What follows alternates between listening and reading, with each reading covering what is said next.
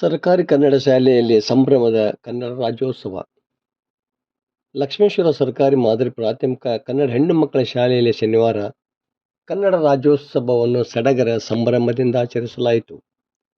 ಮಕ್ಕಳು ಕನ್ನಡ ಹಾಡುಗಳಿಗೆ ಅಭಿನಯ ಮಾಡಿದ್ದು ವಿಶೇಷವಾಗಿತ್ತು.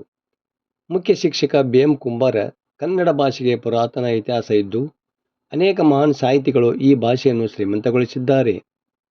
8 ಜ್ಞಾನಪೀಠ ಪ್ರಶಸ್ತಿಗಳನ್ನು ತನ್ನ ಮುಡಿಗೇರಿಸಿಕೊಂಡಿದ್ದೇ ಇದಕ್ಕೆ ಸಾಕ್ಷಿಯಾಗಿದೆ. ಕನ್ನಡ ಶಾಲೆ ಮಕ್ಕಳಿಂದ ಕನ್ನಡ ಉಳಿದು ಬೆಳೆಯಲು ಸಾಧ್ಯ ಎಂದು ಹೇಳಿದರು.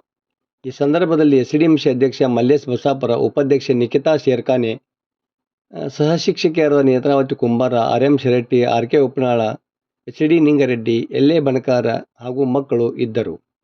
ವರದಿ ನಾಗರಾಜ್ ಹಣಿಗೆ, ಪ್ರಜಾಧ್ವನಿ, ಲಕ್ಷ್ಮೇಶ್ವರ.